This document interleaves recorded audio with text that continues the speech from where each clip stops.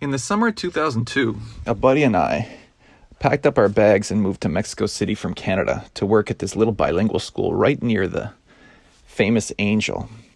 And we also found a place to live, what used to be tenement housing, but had been improved a bit since then and had an eclectic group of neighbors, local and other foreigners too. One guy we're convinced was running from the law, a former strongman competition guy, and he was really fun. He was great with the ladies and lots of fun to exercise and go for a jog with and just hang out. There was a karate sensei with his family, and he was just so, but he'd also just light a fire and play guitar and bring the neighbors together to sing and many others. And then there was Sean. Sean was a bit of a crazy guy, from San Francisco, long-haired, looked like he might have been a hippie back in the day, and had kind of a nasally voice and would always talk about the funniest things. Sean was always kind of, let's just say, really, really interested in the green, and always had a kind of a positive attitude and laughed. But over the years, he'd drop these hints of things he'd done and people he knew. He'd mention that he had interactions with bands like the Ramones and others in San Francisco, and his brother used to play in these bands or open for these bands, and you'd be like, is this guy for real? He'd talk about how he worked on a cruise ship and met his first wife who was from a very wealthy, well-to-do family in Mexico City, and we never really saw her, but every now and then we'd see his kid, and you'd think, oh, maybe, but he was just living in this kind of one-bedroom little house in the garden of this apartment area, and he just always fun and always had stories. He'd talk about how his dad was a Marine and a surgeon, or his mom was a real estate agent and a teacher, but his dad invented this or performed that, but it'd be few and far between. But over the years, you piece it all together and you think, maybe this guy might have been running for the law too. But he sure had a whole bunch of adventures. He was pretty tight-lipped about it. But, 5-6 years later, I stayed in Mexico City for 10 years. We met his brother. And his brother, yeah, sure enough, was a cool dude and talked about the rock and roll days. But just like Sean, never went into too much detail. So I left Mexico to work in different countries, but came back 7 years later. So this is about 17 years after I met Sean. And just recently, there was a knock at my door. And when I opened it, there was an envelope, and it had a cassette tape in it. And this cassette tape was filled with 2 hours of recordings of Sean basically telling his life story.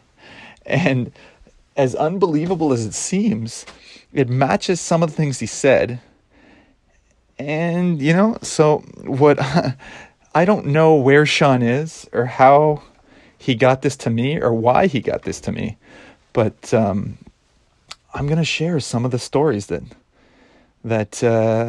he laid out, and you decide for yourself. Is this Gringo Loco telling a true story, or is it just imagination in his head? And since I received the tapes, I tried to contact him. I can't get a hold of his wife, who I've met. I live in a different city, so it's a little tougher, and I don't know where his kids are, but we'll see if I can find it. But in the meantime, these stories are wild and crazy, so I'm just going to kind of play some clips from some of the tape and let you decide for yourself. Is this guy for real? I don't know, but it sure is a fun story to listen to. Enjoy.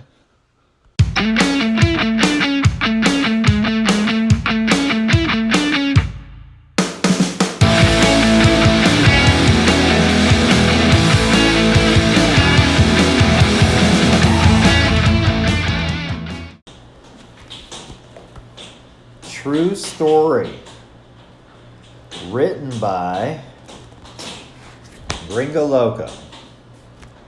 A story within a story, a book in a book, a movie in a movie, unlike any other.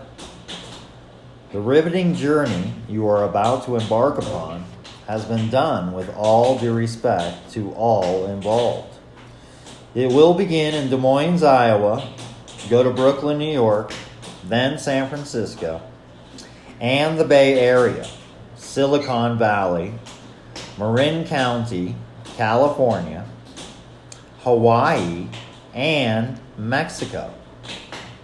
The story starts with Mom and Dad in the 1960s, living in Des Moines, Iowa. Dad, a Navy SEAL lieutenant captain, inventor of the one-size-fits-all bicycle helmet, doctor, MD, medical doctor, acupuncturist, also climbed Mount Everest, and has done many triathlons. Mom, a school teacher, an artist, a real estate broker, and a mother of 3 beautiful children. The story will also include the music industry, bands A through Z, the movie industry, the family, Max Carr, Hills Angels, Rips, Thugs, Tunnel Man, Cablo, universities, the sports industry, Hollywood, art, cars, helicopters, limos, hippies, war, protest, racism, segregation, fighting for human rights, rich, poor, homelessness, having everything, losing it all, getting married twice, 3 kids, living in a different country, bringing together 2 countries to be one of the strongest in the world in the future, becoming the next modern-day Martin Luther King, fighting to end racism and for human rights and equality, sex, religion, politics, coronavirus, equal rights for women, the end of homelessness and world hunger, also world peace. This story ends in rich in fame, happiness in the future, starting from 1969 and ending in the future in the year 2030. That is 2030. Anyway, Mom and Dad, growing up in Iowa, decided both to go together to New York University, NYU, to become a school teacher, my mom, and Dad to become a doctor. 1964, they had their first son, named after seeing the first James Bond movie with Sean Connery. My dad had to buy the same car, of course, a Jaguar.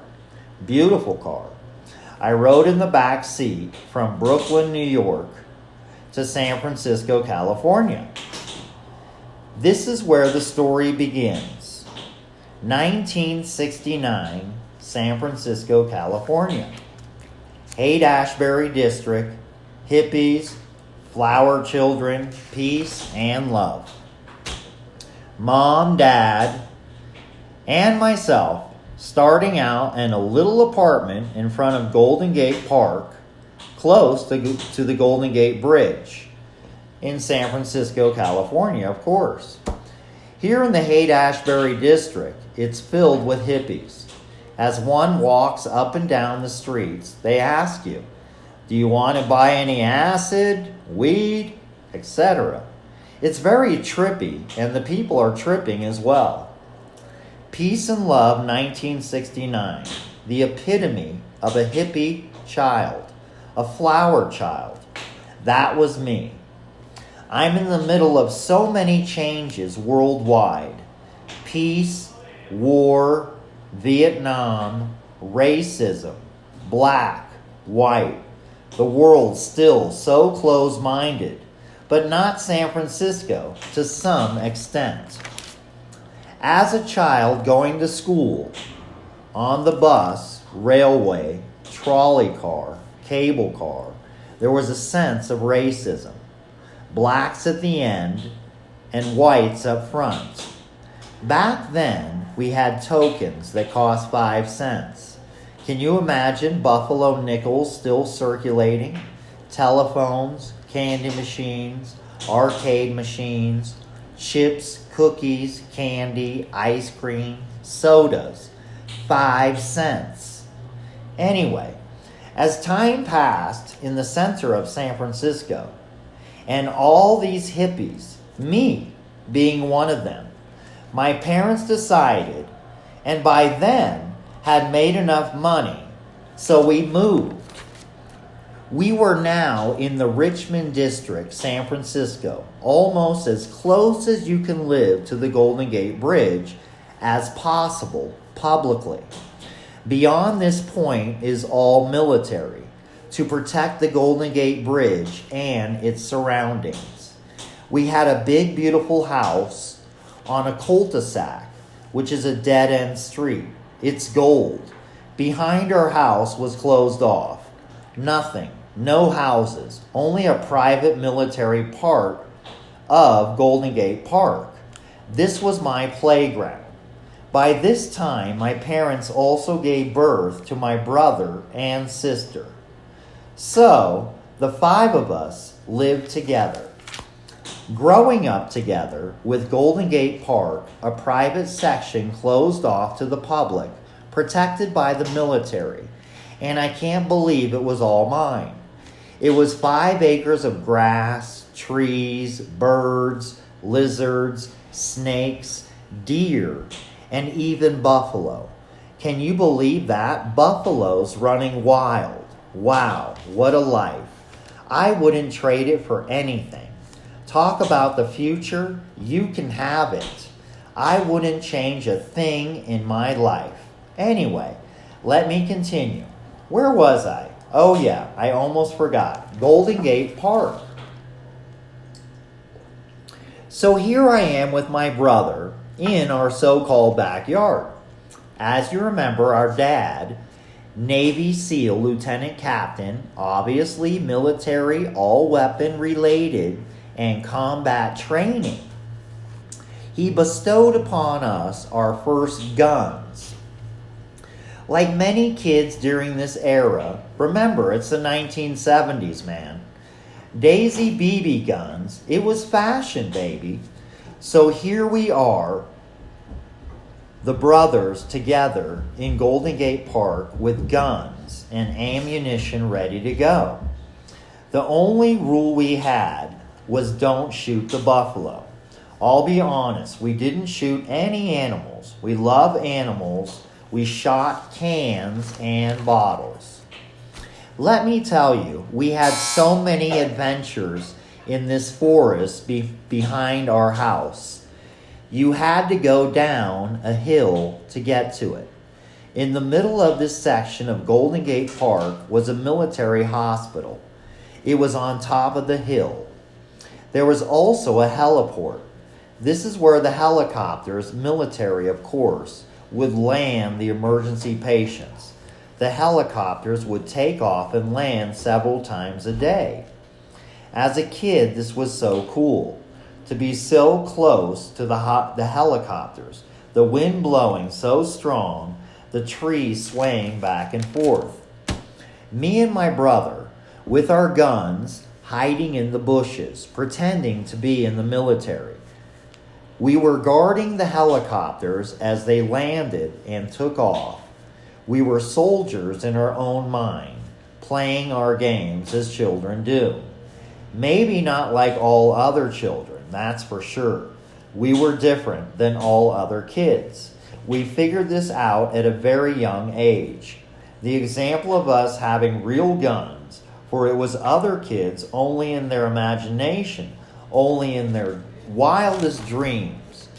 Talking about dreams, we had a dream house.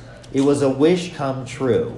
It was shingled on the outside, all wood and brick. It was huge, 3-storied house with stairs made of brick going up from the street.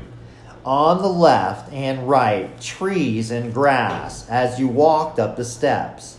A big, beautiful door in the front of the house. As you opened the door, the living room was in front of you, the kitchen to the left, and dining room to the right. Really big rooms. This was an old school house, San Francisco, California. In the back of the house was the backyard. This is where my brother, sister, and I would play on swings. In our grass field, big enough to play baseball, football, with our games, etc. This was also our playground. It was a very big backyard with trees, plants, grass, and Mom's vegetable garden. Oh, how she used to love working in that garden. We would all help her plant the seeds, then watch them grow. It's a lot of work growing your own vegetables. Dad was always studying to be a better doctor, as an MD, medical doctor, and studying acupuncture. At the time, this was considered to be outside the box, very different, not accepted by the medical community, considered an outcast of society, which I would later in life be able to recognize and understand. That I would go through the very same thing. I would just be so different from everyone else. My dad also ran triathlons, of course, in San Francisco, California. I would run them with him. Can you imagine that? As a young kid, my sister, brother, and I were very fit. Exercise was a way of life. My mom also, remember, she's an artist, teacher, and mother of 3 beautiful children. It's a lot of work, as you know, to be a housewife too. Also working, keeping the house in order, clean, wash the clothes, vacuum, sweep the floors, cook, work, etc., and be a good mother. These are the 1960s and 70s. Many changes going on, not only in the lives of my family, obviously. Think about it. 60s, 70s, Kennedy, Nixon, and I hate to mention it in the same breath, but these are drastic changes, like apples and oranges, when you think about it. Hippies, war, protest, black, white, racism, segregation, politics, the movie industry, and don't forget about the music. Anyway, I'm sorry to drift off. You see, I do that from time to time, as you'll find out if you stick around long enough to hear the end of the story, okay? Where was I? Probably playing in the backyard or Golden Gate Park, right? Anyway, when I wasn't doing that, obviously, I was going to school and working. Yes, I was working and going to school at the same time as a very young boy. Going to school consisted of waking up in the morning, taking a shower, getting dressed, making my bed, cleaning my room. Then I never did finish describing my house. On the 3rd floor were the bedrooms. There were 3 big rooms upstairs. On the 2nd floor, a guest room and a few bathrooms. Upstairs as well, on every floor. As a matter of fact, but not to bore you, going down the big beautiful wooden floor staircase, yes, there was a beautiful Persian rug. It was carpeted all the way up and down the stairs. It was amazing. The San Francisco style of houses, unlike any other, architecturally speaking, anyone would agree with me there. The streets, houses, parks, museums, galleries, art, museum. The people unlike any other. San Francisco, I love you. So I'm walking down the stairs to go eat breakfast after cleaning my room. Don't forget, always clean your room. A clean room is a clean house. A clean house is the law under this roof. Mom and Dad very strict about that. after breakfast, it's time to go to school. Make sure I put everything in my backpack.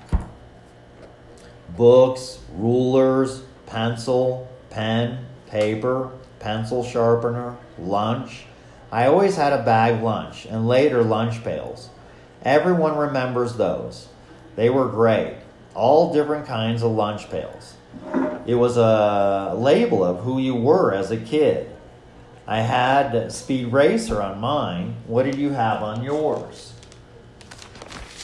Anyway, I'm going to school. I had to walk to the cable car in San Francisco. We have what are called cable cars. During the 1960s and 70s, cable cars took tokens. They cost 5 cents. So I always had to have my tokens, right? In my change, Lincoln nickels, of course. I would sometimes find buffalo nickels, two-sided, of course. An Indian on one side and a buffalo on the other. I would always save these, of course, knowing that someday they would be valuable and worth money, collector's items, so to speak. I saved coins, comic books, stamps, magazines, things I thought that would be worth money in the future. It's crazy, right? Just a little kid thinking about money, saving money, investing money in the future. Let me tell you what I did before school. I had a paper route. Yes, I worked before I went to school. Imagine that. It's crazy, right? I'm a good boy. I delivered newspapers, the San Francisco Chronicle. What a great newspaper. I had a paper route near my house. Talk about Hollywood, right here in San Francisco. It was the best neighborhood. I had rock stars, movie stars, famous people, regular people, hippies, executives, every nationality you can think of. This is the USA, the United States of America, San Francisco, California. On my paper route, for example, I had, and are you ready for this? Jefferson Airplane, then turned Jefferson Starship, Janis Joplin, Grace Slick, the Doobie Brothers, the Grateful Dead, and they were my neighbors in front of me. Imagine, how cool is this? So after delivering newspapers on my bike with the 2 backpacks, one in front of me and the other on my back. Papers had to be delivered by 7 a.m. It's very early in the morning. I started my day by waking up at 5:30 a.m. every morning. I arrived at the corner from where I lived, and there I would wait for the San Francisco Chronicle truck to arrive and give me 3 stacks of newspapers. I then would have to put them together. Imagine that. What is that? Newspapers in the 1970s were delivered in piles. As delivery boys, our job was to put them together. Let me explain. The advertisements in the newspaper had to be put together by hand. They were separate from the papers and had to be inserted by hand. Advertisements consisted of Sears, Safeway, Thrifty Drugs, and other stores, of course. Sunday was the worst day of the week for delivery boys. The newspaper on Sunday was twice as big and had twice as many advertisements, plus coupons. Oh, how the people in the 1970s loved their coupons. Everybody on Sundays, before or after church, would sit around the kitchen table cutting coupons. This was a way of life, everybody saving money. This was a great way to save money and spend time with the family, cutting coupons. Then, like everyone else, we would go to the supermarket, use our coupons, which meant standing in line for a long time. because everyone in front of you was doing the same thing. The poor worker at the cash register having to count the coupons, the money, the discount. And if a coupon was expired, forget about it. That was always a problem, expired coupons. The store wouldn't accept it, obviously, if it was expired. So you would have customers and employees yelling at each other, and this would make a long line at the supermarket take even longer. Finally, after that, you push your shopping cart to your car. In my case, a 1969 Volvo station wagon. This is what my mom drove. She said it was a safe car for the family. Then we would go home and put away the groceries. Not to get carried away, but I was explaining how I put the newspaper together. After doing so, I would of course deliver to 100 homes my newspaper on their front doorstep. If not, I would get complaints. And if I was late, imagine the complaints that everybody, would give me. Because in San Francisco, what they want is the San Francisco Chronicle delivered early in the morning on your doorstep, on time. That's the way it had to be.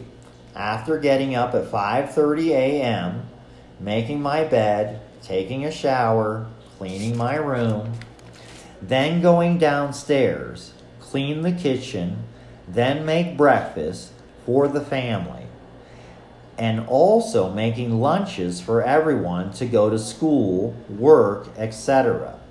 I would deliver my newspapers, come home, get my school backpack, and do homework before going to school. Then go to school. Imagine. Let me explain how I went to school. Everything is an adventure in my life.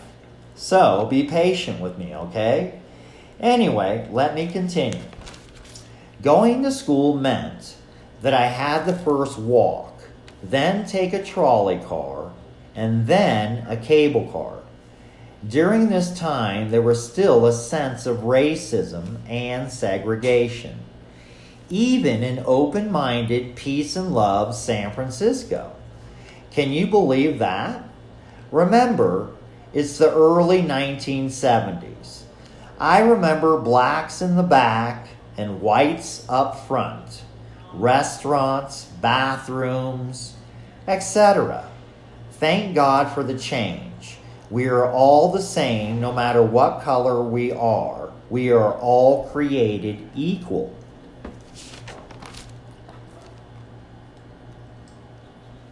So here I am walking to school, almost there. God, it's so much work only to start my day, beginning with my first class. School is cool. Always remember that. Stay in school, kids. You'll look back at them as the best days of your life. I know we all have problems in school, but wait until you get out. When you've graduated, it's time to move on with your life. Let me tell you, this is when the real problems begin. Anyway, let me get back to my story. My first class was violin class. I loved to play the violin. My neighbor was Hiroshi Nakamura from Japan. He was the first violinist and I was the second. I was really good at it. I was good at everything and anything that I did. That's a fact, Jack. Nobody can argue with that. After violin class, I would go to all my classes, 8 in all. Like everyone else, it was a public school with a general education. Great schools in San Francisco. PE is physical education. That was a great class. I would be the best at all sports, all events in the PE class. I would excel in also track. I loved to run. I was fast. Also, I could go long distances, mile after mile. It was an addiction, running. I got it from my mom and dad. They also loved to run. We did marathons, triathlons, etc. Anyway, not to get carried away again, but I won an award from the President of the United States of America. It was for PE, physical education. After school, I would then come back home with Hiroshi, my neighbor. We would go to his house. It was really big and beautiful Japanese style house. The first rule was to take off our shoes before entering the house. We would then eat a Japanese lunch. He taught me how to use chopsticks, also how to play the violin. He was my idol, inspiration to become the best violin player ever. We would play and practice for hours with each other in his house, my house, school, etc. In school, remember, Hiroshi was first violinist and I was second. We played in a 32-person orchestra. Going back to my story, after practicing violin and eating, I would then go to work at an Italian supermarket. It was a mid-sized market on the corner. I would work in the meat market, inside the supermarket. My first responsibility was to take a wet rag, a cloth, and clean the counters, tables, meat cutters, knives, electric saws for cutting bones. I had to clean everything. After washing everything down with a towel, with a rag, I then had to sweep the floors, pick up all the stuff, put in the trash can. Then wash all the trays, dirty dishes, and the meat signs with prices on them. This was after I pulled the signs out of each piece of meat. After doing so, I then had to put the signs back with the meat. I would always forget what sign goes to what meat. It would drive me nuts. This was my job. I had to learn what the cuts of meat were. So this is how I learned. This job was very important to me and this whole entire story. So pay attention. Anyway, after this job, yes, I had another. It was only across the street. This was an Italian delicatessen and restaurant. I would learn how to cook Italian food. Everything from pasta, spaghetti, ravioli, salads, sandwiches, etc. Then serve the food to the customers. I always dealt with customers in both the meat market, the supermarket, the deli, the delicatessen, and the restaurant, and also with my newspaper, selling them every day. A few years passed, always doing the same thing, and of course, after work, I would go home to eat supper with my family. Dinner was the best meal of the day, all of us together eating and drinking. It was milk for me, of course. I was just a kid. Let me tell you a secret. I used to hide the food that I didn't like to eat, for example, like liver, in my glass of milk. You couldn't see the food. I was hiding it in my milk. So when my plate was empty and I was finished eating, I would get up to bring my dirty dishes to the sink. To wash them, of course. My parents would ask me, aren't you going to finish your milk? And my answer was, I'm going to finish it as I wash my dishes. After dinner, we would all watch TV. We had a black and white TV. Can you imagine all the shows in the 1970s? Wow. After that, we would all go to bed. This was the routine every day. Now, as time flies, I find myself in junior high school. This was big. It was huge. Presidio Junior High School, San Francisco. I now have been working and going to school for what seems like forever. School and work is a way of life. I'm now very experienced working in the Italian store and restaurant. My boss was a policeman. He had a gun and a badge.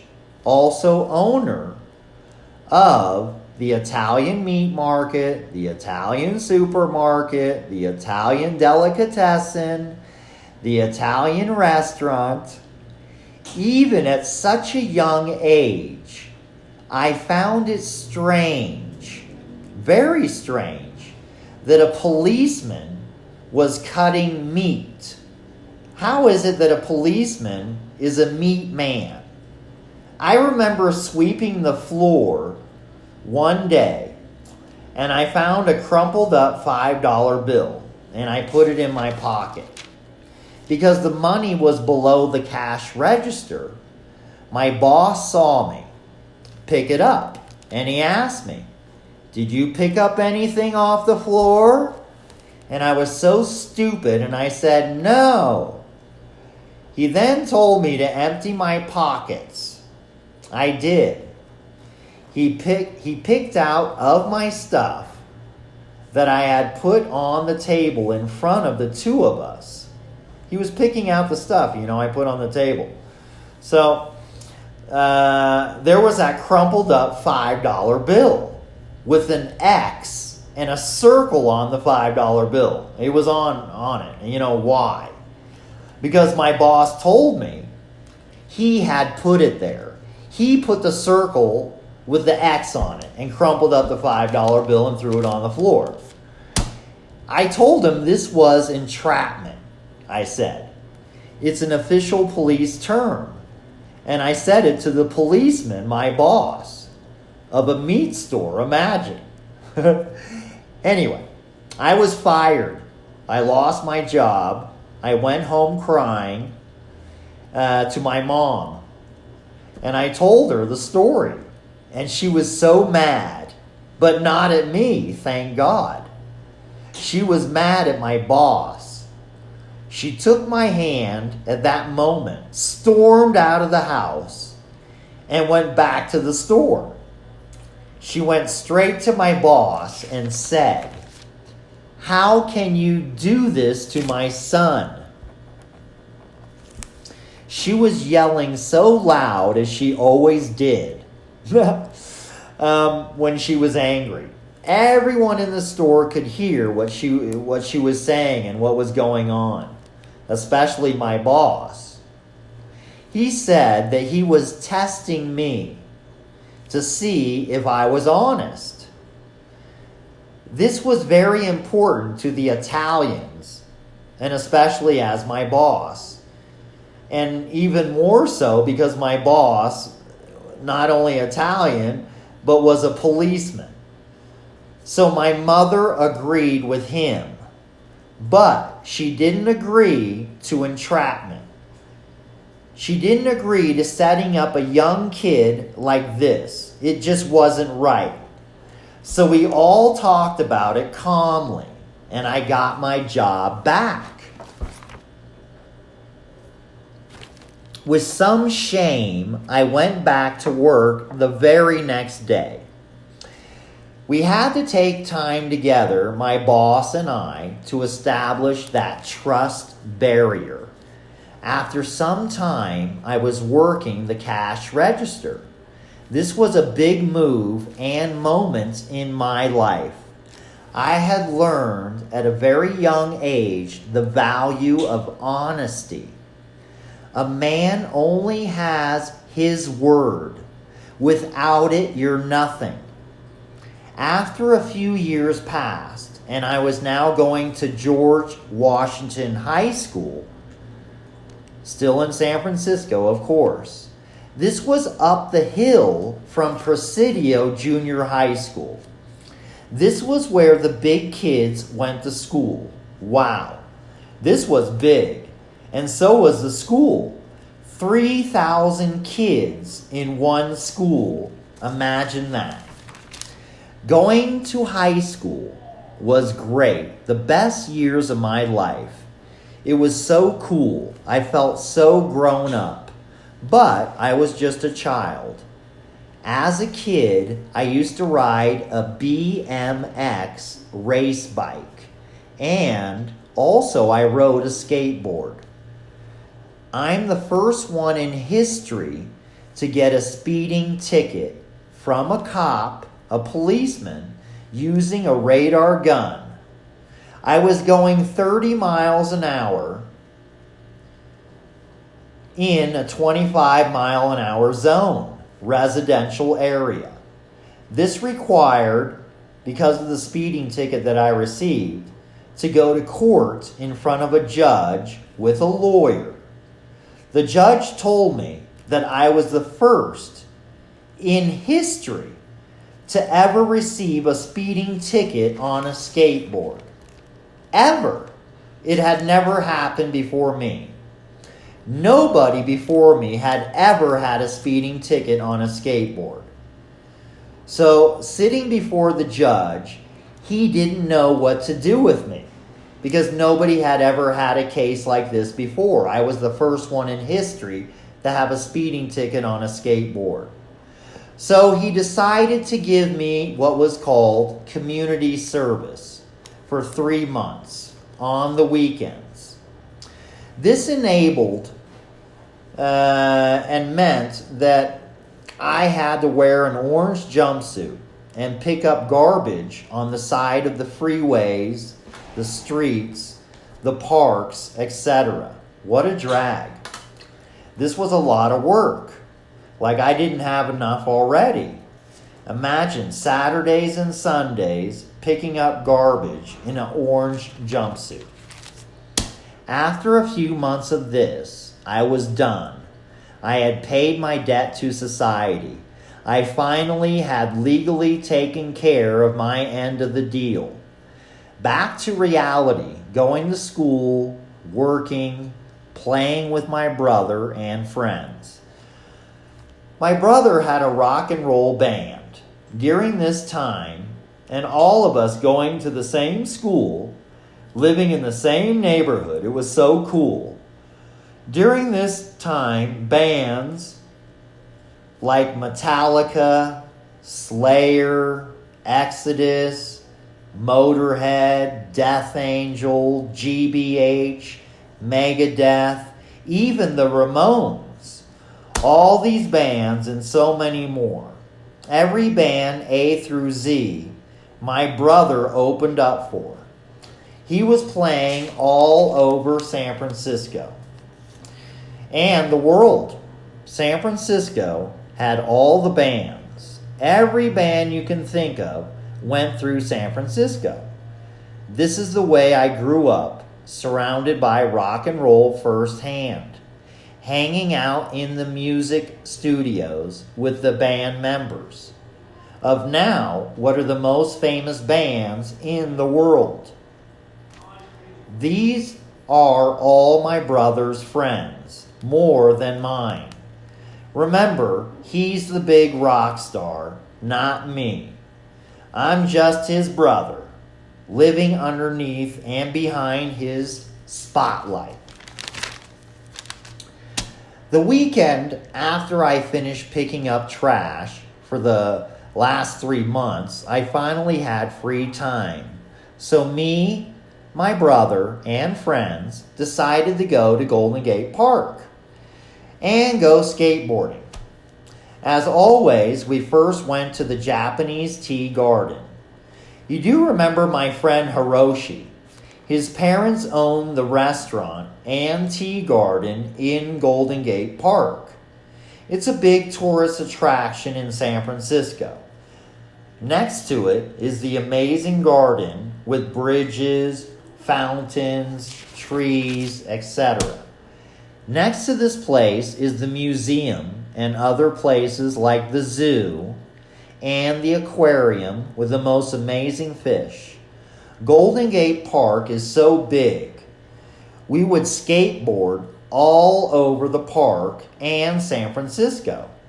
After a few hours, we made it to the Haight-Ashbury district. This part of the park was not only filled with hippies, but every nationality, everybody from all over the world was in that park.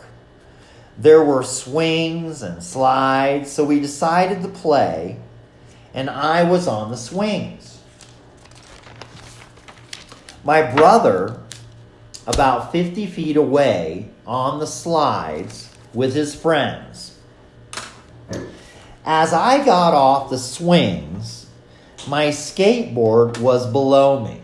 At that moment, a gang of black kids took my skateboard.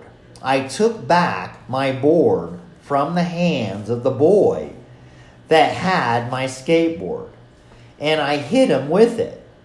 A friend of his behind me then stabbed me in the back with a serrated Bowie hunting knife. It went through my back into my lung. I couldn't breathe. It was a 10-inch knife, Rambo style, in my back. I fell to the ground. The gang of bad kids then took off. I was alone with a knife in my back. I was dying. I had to make a decision to lie there and die or get up out of the bushes and go to my brother and friends and live. No one had seen me or what had happened because it happened so fast. I got up slowly, walked to my brother. I yelled as best as I could because the knife was still in my back. And my right lung had collapsed and was now filling up with blood. I couldn't breathe, let alone scream. Imagine that. I told my bro I've been stabbed. I then fell to the ground unconscious. I remember seeing a bright light just like you see in the movies before you die. Anyway, I woke up with a crowd of people around me, an ambulance, police cars, policemen, and even a nurse. She was my dad's nurse. Remember, my dad's a doctor. What are the odds that out of all the people in the world, out of all the places, there's my dad's employee, the nurse? She saved my life, pulled out the knife from my back, and took me to the hospital in the back of an ambulance. So off we went, up and down the hills, through the streets of San Francisco. And you have to remember, back then we didn't have cell phones. We had pay phones. You put a quarter, 25 cents, in one to make a call. Imagine that.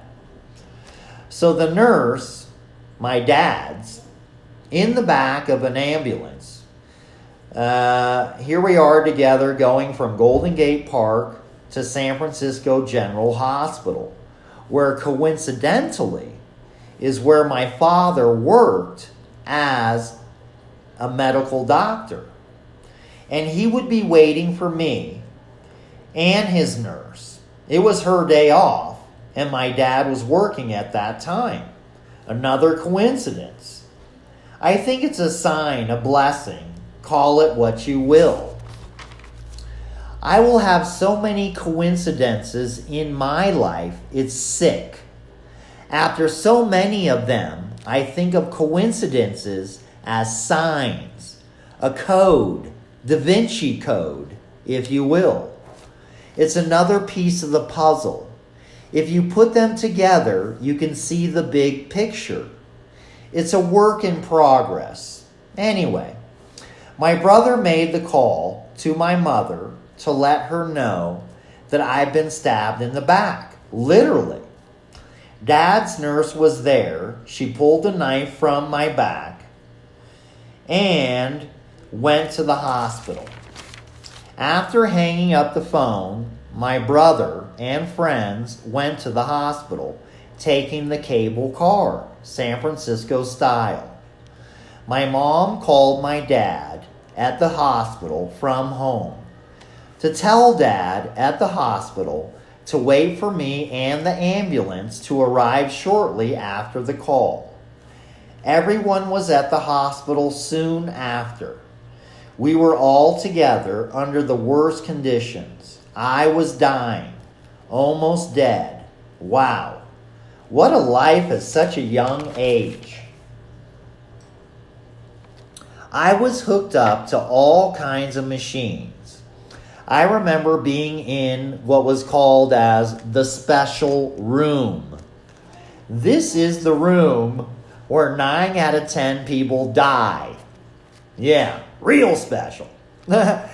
Anyway, yeah, so here I am at 15 years of age, dying, hooked up to machines, controlling my right lung that was collapsed so I could breathe.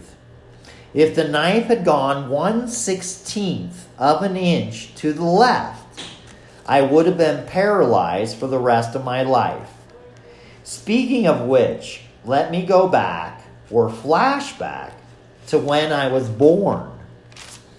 I was born less than 1 pound, immature at 7 months. I was like a small peanut. I was so tiny, hooked up to an incubator, and they didn't know if I would make it then either. They thought I would die at birth. God and Jesus have been with me since birth. I also became a reverend, which is like a priest. I'm certified after being stabbed in the back and surviving. But that's later in the story. So stick around and let me continue. I eventually came out of that special room. I was going to make it. I was going to live. I remember waking up out of a coma a few days later. The first words out of my mouth were, "I want nacho cheese flavored Doritos." Can you imagine?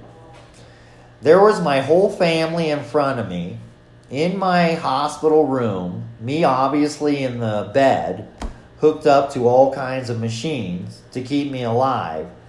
I was so happy to be alive. In this story, this is only the beginning. I will later almost die several more times. I'm like a cat. I have 9 lives. Now that I've woken up and eaten my Doritos, I felt so much better. After some time, I was released from the hospital. My lung that was collapsed had recovered. My back had stitches after extensive surgery that my dad did. It's all a miracle. It's amazing. I had been going with my mom to Glide Memorial Church with the great Reverend Cecil Williams. You can find this church and the Reverend Cecil Williams in a very famous movie which was with Will Smith in the movie, and it was called Searching for Happiness, if I'm not mistaken.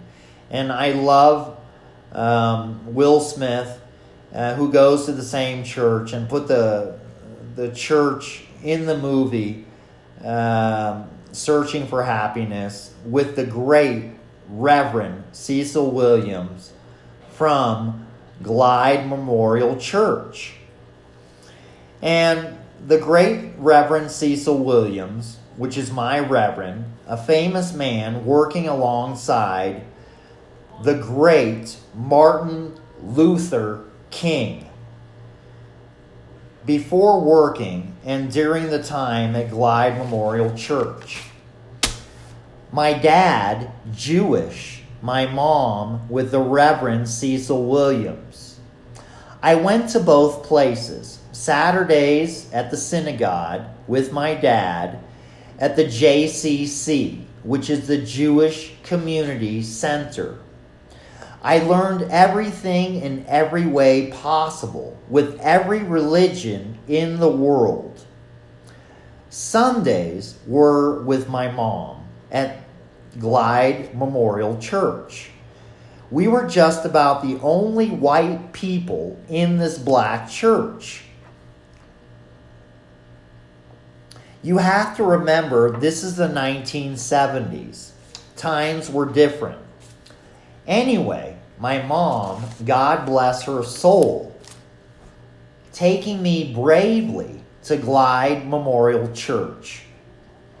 I sang in the church choir, the only crazy-ass white boy to sing in this church, let alone go there. I'm so proud of myself, my whole family, for going to church. The great Reverend Cecil Williams of Glide Memorial Church, San Francisco, California. I thank him for making me the man that I am today. I owe everything to the great Reverend Cecil Williams and Glide Memorial Church, which I will later continue in my story. It plays a great part of my story. I go back to this church as a child, obviously, and fight for equal rights, not only for whites, blacks, but I would later fight for human rights, no matter what the color, creed, religion, sex, etc. No matter what I fight for equality and human rights and women equality. I believe that we are all created equal. I also believe that as an adult, we can individually make decisions on what we do with our own minds, our own bodies. And what I do with mine is my business. It's my body. I can do what I want with it. And don't let anyone tell you any different. Anyway, before I get lost again, let me get back to where I was at the hospital, right? Upon release, I went directly home. I had to relax, go through a lot of therapy, physical and mental. After a period of time, I eventually had to go back to school. What a soap opera. Everyone had heard about what happened. I didn't want to hear about it, let alone talk about it. Imagine. What a nightmare. What a life. At this time, all the famous bands, half of them my brother's friends, plus my bro's band taking off, getting big. This was a great distraction in my life. Perfect timing. So my brother's rock and roll career would boom, along with all the bands you can think of coming out of San Francisco at the time. I was still working, no longer delivering newspapers for the San Francisco Chronicle. As you remember, Don't forget, I used to deliver the paper to many rock and roll stars. I eventually ended up becoming a babysitter. I got paid $10 an hour to watch the Doobie Brothers kids. They're not called the Doobie Brothers for nothing. If you know what I mean. If you don't, get it, you'll figure it out later in the story.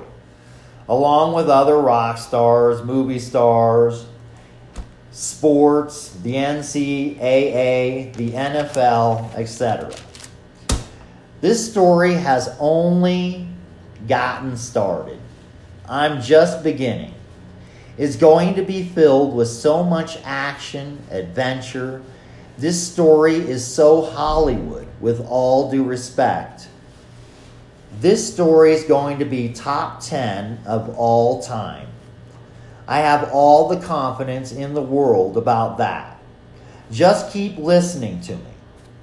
Now, where was I? I hate when this happens. Oh yeah, I remember. Now, back to school, work, life, etc. It's good to be alive. I go to school Monday through Friday, just like everybody else. After school, it's time to go back to work at the Italian supermarket. First day working at the meat market. Now, the boss is showing me how to make corned beef. And don't forget, the boss is the meat man, and we'll call him that. The process is to inject the veins with corn syrup, and this is how you make corned beef. And other secret ingredients, of course. After that, I had to cut the cows, and I had to cut the chickens. It's not easy, but after so many years, it did get easier. Also the prices and the different various cuts of meats. I had learned them all. My boss and I had built a relationship of trust, honesty, and respect. I was much more than an employee. I was now part of the Italian family. TGIF. Thank God it's Friday. I worked so hard all week. My boss paid me as he did every week.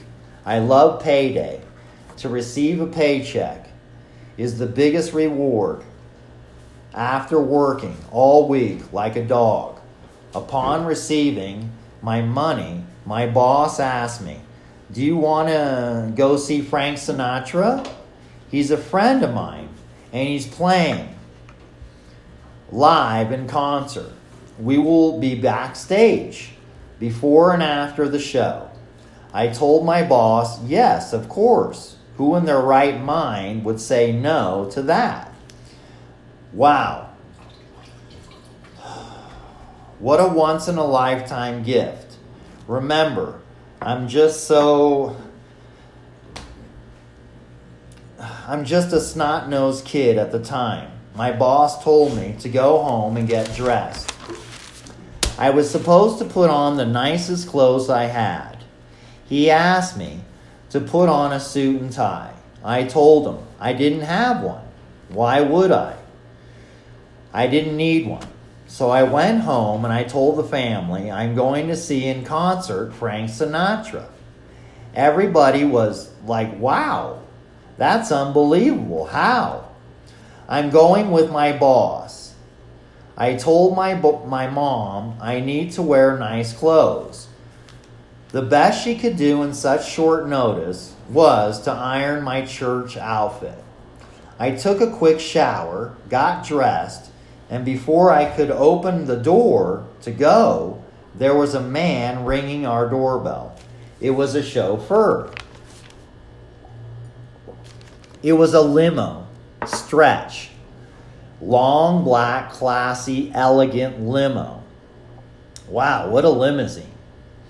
And what the hell's going on, my mom said. She was looking out the door at the limo, and there was my boss. Wow, we have never seen this side of him before. What a handsome man. in his black suit and tie in the limo with a chauffeur and what appeared to be a bodyguard, like as if he was the president or something. He yelled from the limo, "Don't worry, I'll have him home after the show with Frank Sinatra." So off we went in the limo. Me, the boss, and his son. He was a big man. He also worked with me in the meat market. Everyone was in a black suit and tie, except for me, of course. I was the youngest person in the limo, and pretty much everywhere I went, I always liked the older crowd of people. Now remember, we're in San Francisco. You think we would be in Las Vegas. Frank Sinatra, so famous and known for playing in Las Vegas, but not tonight. He has a special appearance here. Close to San Francisco is Redwood City. There was a showroom, a concert facility. This place held about 5,000 people. It was real classy, unlike any place I've ever been before. The stage was so beautiful. It rotated. Yeah, that's right. The stage slowly turned around in a circle. I would never again in my life see another stage like this one. It was amazing. Frank Sinatra, wow. I was sitting in the front row watching Frank Sinatra. This is so cool. Let me tell you something. This place was so different. When you think of going to a concert, one thinks of standing next to 1,000 other people. Or if you're lucky, you have a seat. And if you're even luckier, you have a good seat, right? Let me tell you, this concert with Frank Sinatra had 1,000 tables with 6,000 chairs, all white tablecloth, elegant 5-star restaurant style kind of place. It was so Hollywood, if not Las Vegas. You know what I'm talking about. It was so unreal, like a movie, a fantasy, a dream. But this was the beginning of my somewhat reality, at least at this very moment, sitting in the biggest table out of all the tables in this place, 10 feet from Sinatra, listening to him sing, watching him so close. I could touch him. I could vividly see the sweat fall off his eyebrows as Frank Sinatra and the Four Seasons sang and played their instruments. The place was rocking, so to speak. It was a completely different crowd from any other concert I had ever been to before. And let me tell you, coming from San Francisco, I had seen every music band from A through Z already. But this special night with Frank Sinatra changed my life in so many ways. I can't even begin to explain or put into words how this night would change my life forever. I know it sounds so dramatic, but it is Frank Sinatra. During the show, we had a 5-star meal, and the drinks, wow, amazing. I remember all kinds of tropical drinks, but the men, the real men, were drinking the hard stuff. So here I was in the front table eating and drinking with 6 men in black suits, looking at Sinatra, thinking, wow, this is the good life. It was a dream come true. So Cinderella. It was earlier that day, if you remember, that I was sweeping the floor. The show lasted exactly 1 hour and a half, like clockwork. This was a business. I could see that. Everyone wanted more, but that was it. The show was over. We sat at our table and waited for everyone to leave. Remember, we're in the closest table to the stage and the furthest table from the front doors, the exits, if you will, to get out. So common sense told me that's why we were waiting. As I'm part Italian and my boss is 100% Italian, I learned to keep my mouth shut as much as possible. I learned this at a very young age, as all Italians do, especially in the Italian family. As time passed, finally everyone was gone. It took like what seemed forever, but you have to keep in mind 5,000 people, all so elegantly dressed, were in no hurry to leave. And imagine, I was the only kid there out of 5,000 people. It was so cool. I'm not going to lie to you. I was living the dream. After my boss, his kid, a man, and the bread man, and also don't forget the meat man, also with us and a few other guys in black suits. We were escorted by bodyguards, also in black suits, to go backstage to see Frank Sinatra. We literally went on the stage, no longer rotating at this time, of course, and proceeded to go behind the curtain. I remember it being red. To go backstage, there were so many dressing rooms. This is where the band members hang out. Anyway, as we walked through the corridor, a very long hallway, at the end was, of course, the biggest dressing room with a star on the door that said Frank Sinatra. We had bodyguards in front of us, behind us, and to the left and right. I felt like the president or something. So much security. The bodyguards in front, closest to the door, knocked, and we all waited for the door to open. Upon opening, we were greeted by, yes, another bodyguard on the other side of the door. Upon entering, we were frisked, one at a time, like the police do to you when they check you for weapons. Finally passing security, also men dressed in black suits, we were able to pass. I remember looking from the door, a big, big mirror with light bulbs so bright going all around it.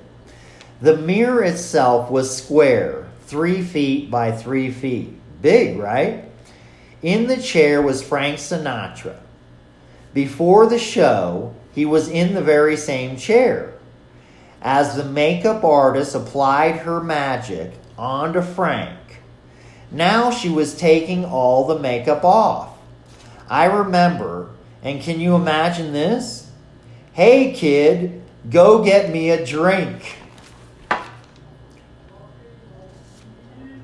Only in your wildest dreams, right? Sinatra asking me to go get him a drink. I wish I could remember what kind of drink it was. I'll be honest with you, I don't remember. I was just a kid, a hippie from San Francisco. What can I do? I can't remember everything. I am writing this book 50 years after all this stuff happened to me in my life. So be patient with me, okay? Now, where was I? Oh, yeah. Getting Frank Sinatra a drink. Let me continue with my story.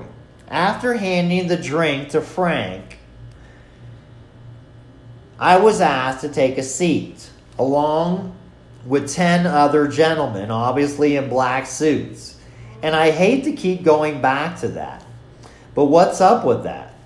My boss, the bread man, the meat man, and other unmentionables. Let's just say, remember, I'm telling the story with all due respect to all involved, to protect family and friends. Many names will not be mentioned to protect their family and friends as well. Again, with all due respect to everyone and all organizations involved in this story, I have nothing but respect for everyone. Please remember that when all is said and done. Anyway, let me continue. After sitting down with the men dressed in black and having conversation, not me, of course, come on, I'm just a snot-nosed kid. The adults were talking, and believe you me, coming from an Italian family, kids learn to keep their mouths shut while the adults do the talking. Never interrupt the adults while they are speaking. It's an Italian law. I also don't remember or even paid attention to what they were saying at the time. At the time, I was so fascinated and starstruck. I was in awe with Frank. Just to be sitting next to him. To watch his mouth move as he spoke. I mean, how often do you get to listen to Frank Sinatra talk? Everyone in the world has listened to his music. But to actually sit there with him as he's speaking to you, it's almost inhuman. He's such a machine. God, I love you, Frank Sinatra. After everybody was finished talking, eating, and drinking, Frank said he was tired and wanted to go to bed. That was our cue, our time, if you will, to politely excuse ourselves and go. We said our goodbyes and told him what a pleasure it was to spend time with him. But as humble as Frank Sinatra was, he said the pleasure was all mine. Escorted once again by bodyguards, we went down the long hallway, once again to get out to the backstage area. Like the other 5,000 people that had left through the main exit, we went out the back door. This is where Frank Sinatra and the Four Seasons went in and would be leaving from Just Like Me. As we went through the huge, and I'm talking big steel door, it was big enough to be in Fort Knox. There was so much security. You again would think the president was here. Always big men in black suits, and always with guns. This was common for me. Unlike other people, and certainly children, kids, if you will. Remember, my dad was a Navy SEAL, so guns were always a part of my life since birth. Anyway, not to get carried away, like I so often do, Frank Sinatra, has a lot of security. The funny thing, and it's not funny in any way, shape, or form, my boss, the meat man, had just about as much security as Frank Sinatra. And I found this to be very peculiar, very strange, even at such a young age. How is it possible a meat man would have so much of everything in every way? Not to mention the bread man and other unmentionable people. The same thing, it's crazy, right? I mean, like, I'm starting to put the pieces of the puzzle together. And at such a young age, I was so naive. I just didn't know, at the time, what I was getting into. So again, here I was with Frank Sinatra and all these men dressed in black suits, bodyguards, all with guns, that I can see under their suit and ties, with their fancy, shiny, polished black shoes. My boss, the same thing, almost like Frank, the bread man, the meat man, etc., and other unmentionables. I will not mention any names during this story. The names are to protect the innocent, family, friends, etc. Everyone involved in any way. I'm telling this story not to incriminate anyone in any way. Let me make this clear and understandable for everyone and every organization. I'm telling this true story with all due respect. Anyway, let me continue. After, again, saying goodbye to Frank Sinatra, 10 limos all in a row, I don't remember which one we were in. It certainly wasn't the first limo. That's for sure. Nonetheless, I took off with what was to become my new family. I was inducted into the family. And it's a very big deal and very special event for anyone and everyone who is inducted into the family. It's an Italian family, and I will just refer to them throughout this story as the family. And that's all I'm going to say about that.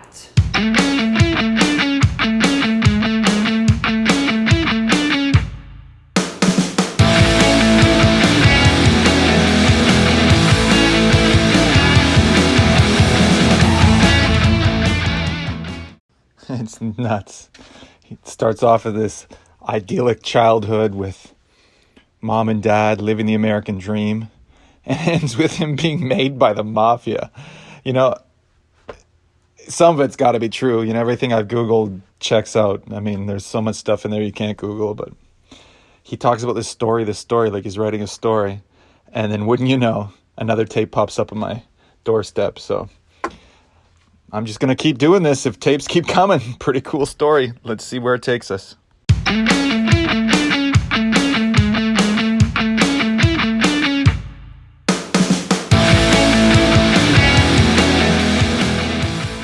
Thanks for listening to True Story, a podcast by Gringo Loco.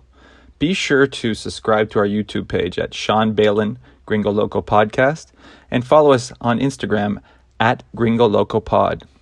Catch our next episode 1 week from today.